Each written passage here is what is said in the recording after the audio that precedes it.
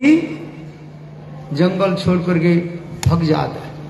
उसी प्रकार नित्यला पृष्ठम विष्णुपाद अष्टोत्तर भक्ति प्रज्ञान केशव गोस्वामी महाराज की ऐसे विरजवती जो वाणी कथा जो है, बड़े बड़े तात्विक लोग की भी कैसे पछाड़ देते थे।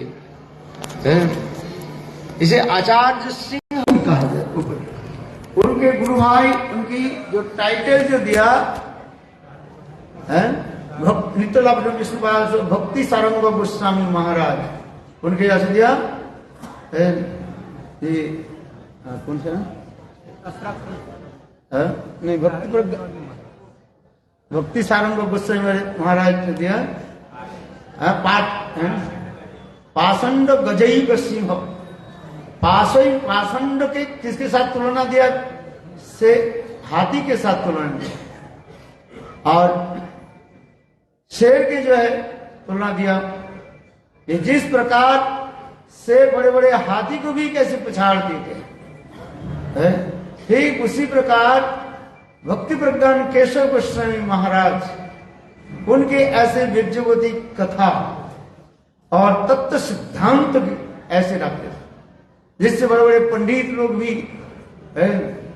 भाई भी तो सहज या सखी भकी ऐसे लोगों को कैसे उन्हें परास्त कर देते। उनके लेखनी भी कैसे कोई थोड़ी सी प्रभुपाद के बारे में थोड़ी सी कोई उंगली निर्देश किया, मैं थोड़ी कुछ बोल रहा और कैसे उठ पड़ते थे।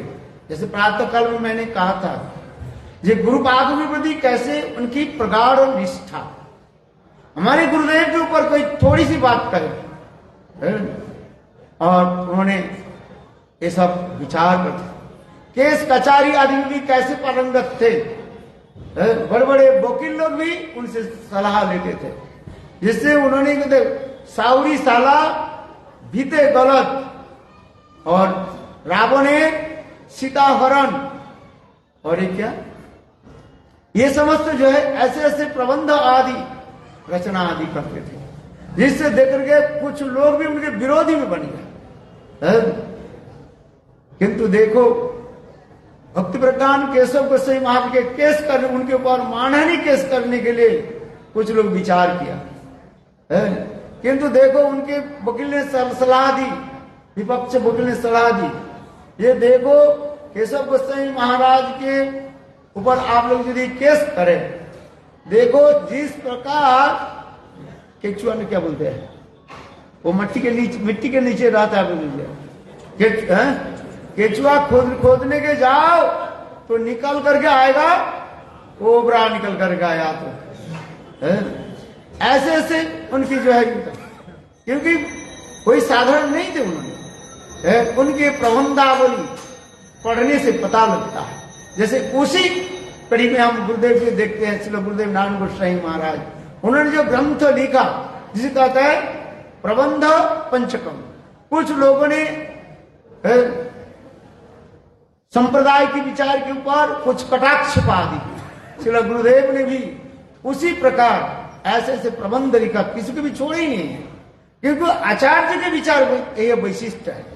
जिस प्रकार उनकी आचार्य के विचार वैशिष्ट दिखाए, उसी प्रकार विग्रह आदि स्थापन रसिक भी कैसे थे, जैसे सुंदर मंगल आरती की ऐसे सुंदर रचना आदि की है, जिसमें श्री कृष्ण भावनामृतम गोविंदा लीलामृतम ग्रंथ की सार को लेकर के उन्होंने मंगल आरती भी रचना किया है। मंगल श्री गुरु गौर मंगल मूर्ति मंगल श्री राधा कृष्ण जुगल के, देखो कितने सुंदर निशांत लीला को कैसे वर्णन किया है।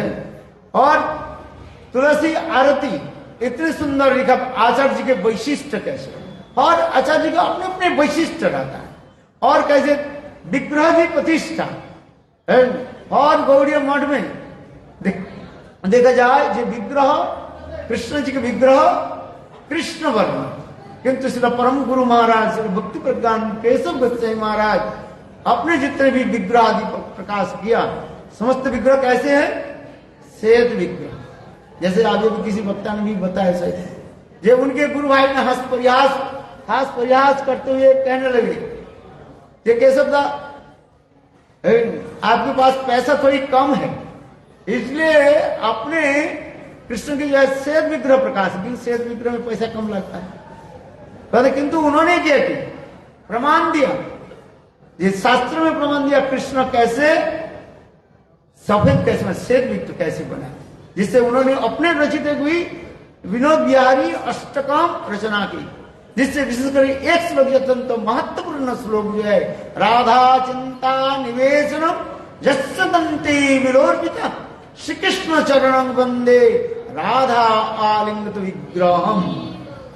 कितने सुंदर श्लोक के दौड़े, अर्थात कृष्ण राधा जी के विरह में चिंतन करते करते कैसे श्वेत सफेद कैसे बने, जैसे हम जहां पर बैठे पीछे इमली का है, इसी स्थान पर कृष्ण राधा जी के चिंतन करते करते उनके केस इस कृष्ण वर्ण कैसे श्वेत वर्ण में रूपांतरित, इसलिए ये सब उन्होंने शास्त्र के द्वारा प्रमाण दिखाया।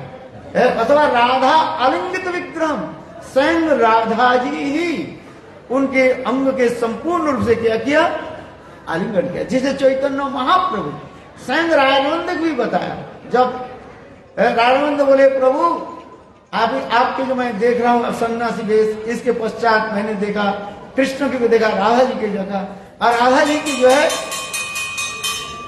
राधा जी उस विग्रह के कैसे आलिंगन करके रखे, महाप्रभु उस समय उनको जो है ये दिखाए, रसराज महाभाव स्वरूप दर्शन करे, और स्वयं महाप्रभु ने हंस करके भी कहा, ये देखो राघवानंद मेरे जो रूप जो देखा वास्तव रूप में ये मेरा रूप नहीं है, ये राधा जी मेरे अंग के देखो, इस प्रकार कहते हैं भजन नंदन बिना नहीं स्पर्श अन्न जन, ये समझ तो बहुत सुंदर रस विचार आदि करके उन्होंने ये विग्रह आदि प्रकाश किया।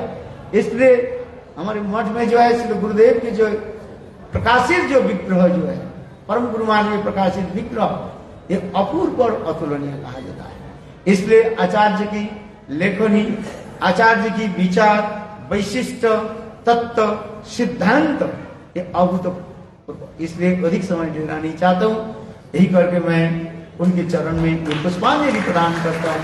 यह उनके भाव हृदय में हो वंशा कृपा सिंधु में पतितानां पावनेभ्यो वैष्णवेभ्यो।